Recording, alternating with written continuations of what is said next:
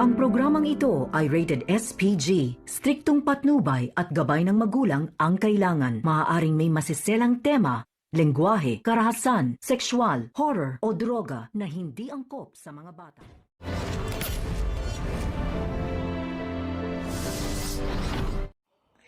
Narito na nga ang mga dapat nating tutukan at aabangan ng mga kaganapan dito sa EPJ's Batang Quiapo. Mamayang gabi na nga at dito habang pumupunta si Tanggol sa Quiapo upang makipagkita nga dito sa ina ni Enteng dahil may ibibigay nga itong kunting pera upang may magamit nga sila. Habang sa kanilang paglalakad ay sakto naman na dito natanaw ni Tanggol itong si Kidlat.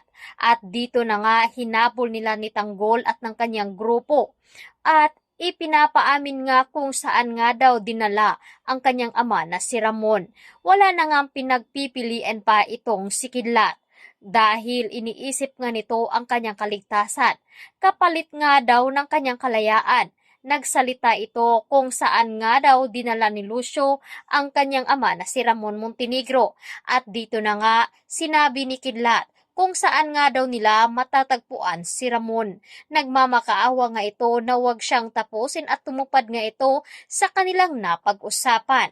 Habang pinipilit nga nila ni Tanggol itong si Kidlat, ay sakto naman na dumating ang mga pulis. At sinabi na nga dito ni Enteng na bilisan na nga daw nila dahil bago pa man sila maabutan doon.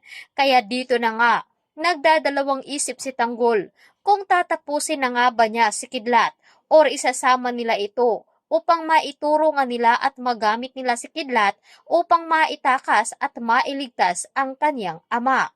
Ano ang gagawin dito ni Teban kapag nalaman na nasa alanganin nga ang kanyang kaibigan?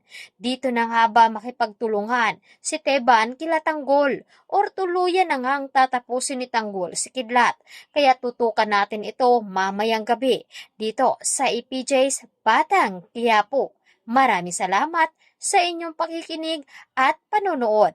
Huwag kalimutan na ito ay isang commentary review lamang at naayon ito sa posibleng mangyari. Maraming salamat.